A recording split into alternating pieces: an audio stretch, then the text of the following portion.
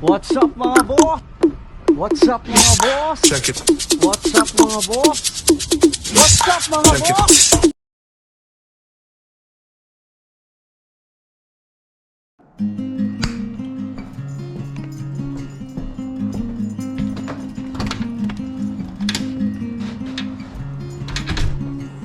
What's up mga boss? Kamusta kayo mga boss? Nawa po kayo ay safe kung nasan man po kayo nandun ngayon. Ngayon po ay araw ng Biyernes dito sa Canada. At mag-aalas 6 po ng gabi mga boss. Nakatapos lang na part-time ko sa Links Pub dito sa tapat namin. Mga boss, tignan yung weather ngayon.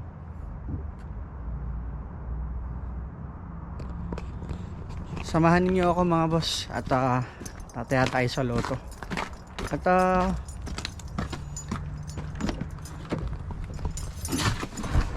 nagkwentuhan na rin tayo. Meron akong i-share sa inyo mga boss. Dahil sa pag nakikita ko yung ganyang pagi mga boss, naalala ko nung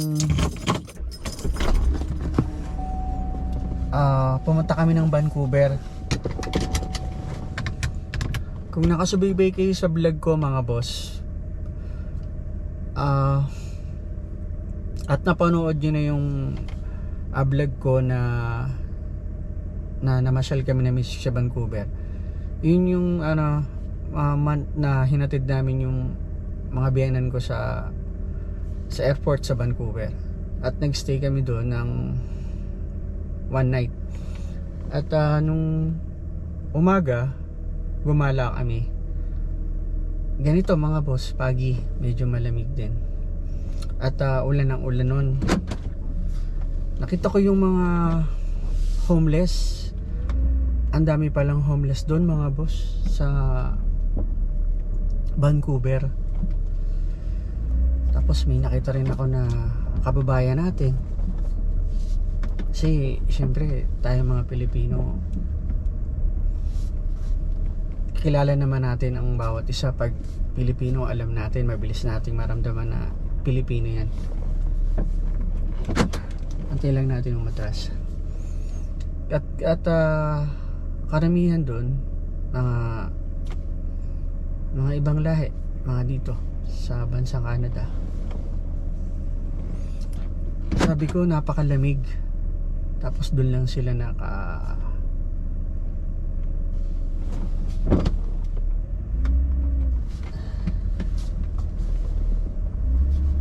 doon lang sila nagtitigil sa lugar na yon, sa tabing kalsada. Ay napakalamig mga boss. Sabi ko, gusto ko ngang lapitan eh. Gusto kong lumapit doon sa kababayan nating dalawa. Pero hindi ko na lang ginawang lapitan kasi alam niyo na, nandun yung awa ko, tsaka hindi ko alam kung paano ko sisimulan na kausapin siya o tanungin siya. Hindi mawala sa isip ko yung mga boss eh. Kahit na pilit kong ialis sa isip ko yung nakita ko sa Vancouver, pero yun ang lagi ko pa rin naiisip pag naalala ko tong gatong sitwasyon mga boss. Yan yung ganyan mga boss.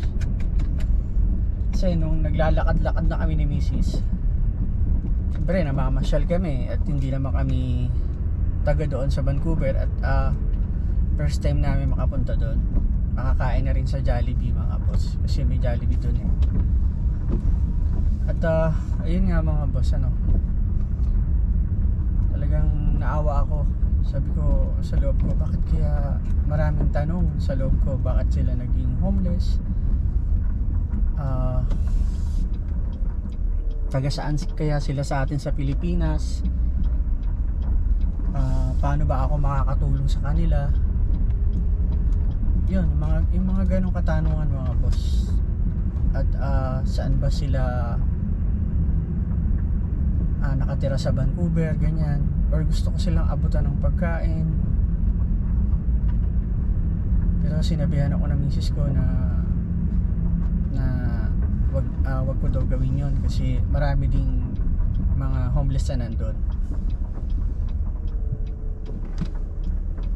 Kaya nilampasan na lang namin kasi marami sila dong nag-uumpukan. Ayun lang mga boss, talagang sabi ko na mahirap pala ang sitwasyon pagka naging homeless ka dito sa ibang bansa, lalo na sa katulad natin na Pilipino. At sa tagal na rin namin ni Mrs. dito mga boss sa Canada, marami na rin kaming pinagdaanan at naranasan. Siguro naman meron na rin ako na maisishare sa inyo na dapat natin gawin at hindi dapat gawin para hindi tayo umabot sa ganong sitwasyon. Una mga boss, mahalin natin ang ating trabaho. Makontento tayo kung anong meron tayong trabaho ngayon. Huwag nating laging isaisip kung ano yung trabaho natin dati sa Pilipinas. Dahil isa yun sa magpapagulo lagi sa isip mo hanggang sa ma-stress ka na o ma-depress ka na.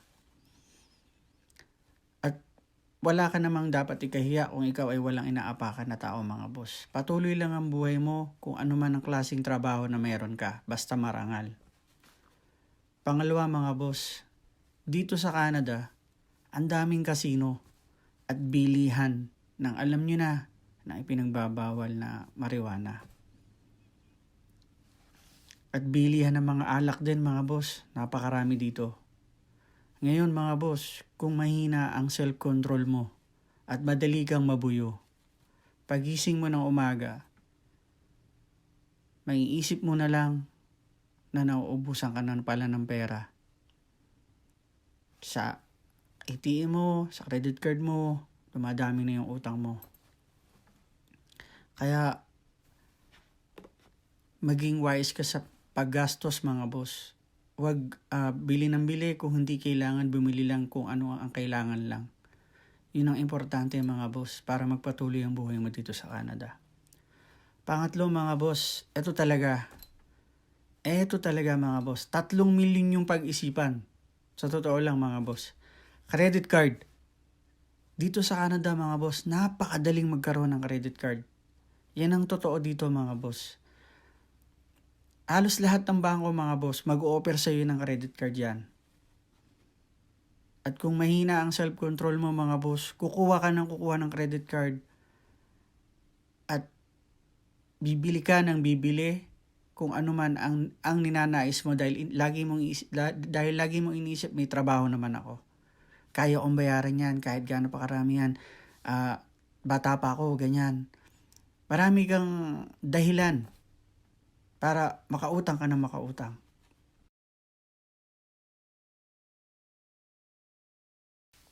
Ang credit card mga boss, kung meron ka, gamitin mo lang talaga sa tama mga boss.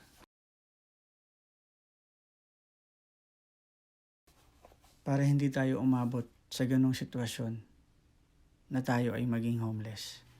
Yun ang totoo dito sa Canada mga boss. At napakarami pa mga boss. Napakarami nyo pang mapapanood na mga content na gumagawa ng video about sa buhay Canada. Iilan lang tong tips na binigay ko sa inyo pero napakarami pa nating mga kababayan ang gumagawa ng video na to na mapupulutan nyo ng aral na lagi kayong mariremind tuwing gagastos kayo dito sa Canada or pag-isipan nyo muna bago nyo bilhin ng isang bagay, pag-isipan nyo muna talaga mga boss kasi napakahirap pag nagsabay-sabay na yung mga bilis mong dumarating sa'yo every month tapos dumating pa sa punto na nawalan ka ng trabaho, nagsarado yung company mo, magsisimula ka ulit, mag-a-apply ka na naman ng panibago. Napakahirap mga boss. Kaya ako to sinishare sa inyo para hindi ko naman sinasabi na tularan nyo ako. Gusto ko lang i-share ko ano yung naranasan namin dito ni Mrs. Yung pinagdaanan namin. Talagang napakatagal namin pinag-iisipan ng isang bagay na may kinalaman talaga. Pagdating sa pera, napakahirap mga boss. At yun lang mga boss, sana kahit papaano nakatulong ako sa inyo At nawa ay may share nyo po itong video natin sa iba para magkaroon sila ng idea kung sila ay pupunta dito sa Canada. Yun lang mga boss at maraming salamat sa inyo. Talagang dahan-dahan lang sa pagdadrive mga boss. Kasi halos wala ka ng matanaw talaga.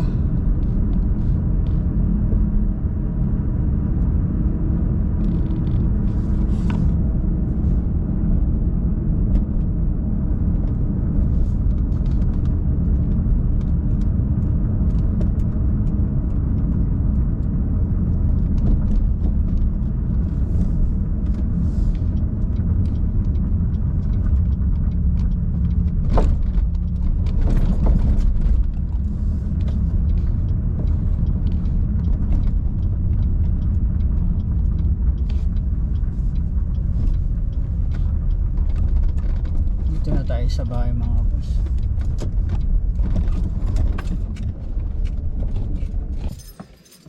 Hindi na ako umabot sa loto mga boss. Kasi nagtrabaho pa ako dito sa kabila eh.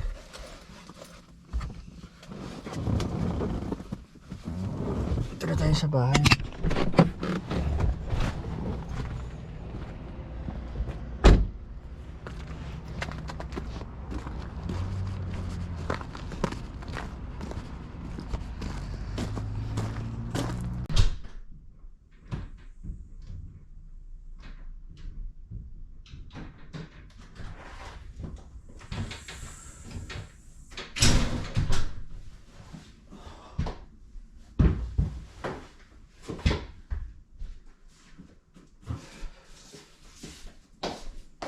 At ayun nga mga boss, at yung trabaho mo dati na maganda sa Pilipinas, pagdating mo dito hindi ganun kadali na makuha mo yung ganung posisyon. Talagang sabi nga doon nung iba na pagdating dito sa Canada, back to zero talaga. Magsisimula ka talaga sa asing magpupunto ka ulit. Hanapin mo kung ano yung trabaho na mas okay sa'yo.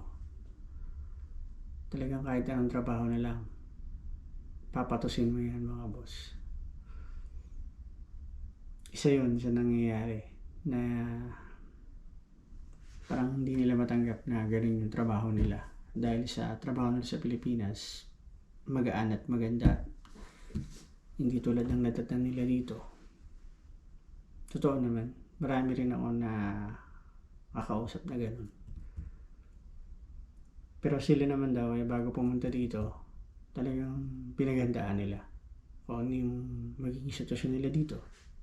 Hindi nila iisipin yung dati nilang trabaho sa Pilipinas. Iniwanan daw nila yun. Pagdating dito, alam nila na hindi sila dapat mamili ng trabaho. Tama nga naman mga boss. At yun mga boss, alam ko na mas marami pa sa inyo ang mas maraming kwento. O may mga kamag-anak kayo, kaibigan kayo dito sa Canada na mas marami silang nabalitaan na kung bakit nagiging homeless dito. Kaya mag-comment lang kayo mga boss para mabasa ko. Mabasa ko rin at may share natin sa iba na yung mga na-experience nyo kung galing kayo dito o nandito kayo at napanood nyo itong video na to. Para may i-share natin sa ating mga kababayan para maging paalala sa kanila para hindi sila humantong sa ganong sitwasyon. Paano mga boss? Pahinga muna ako. Kung nakatin yung daan kanina, talagang halos zero visibility mga boss yung kalsada. Talagang hindi mo makikita yung kasalubong mo. Pagpalapit na sa amo lang maaaninagan na may sasakyan na parating kasi may ilaw siya. Para mga boss, paalam muna.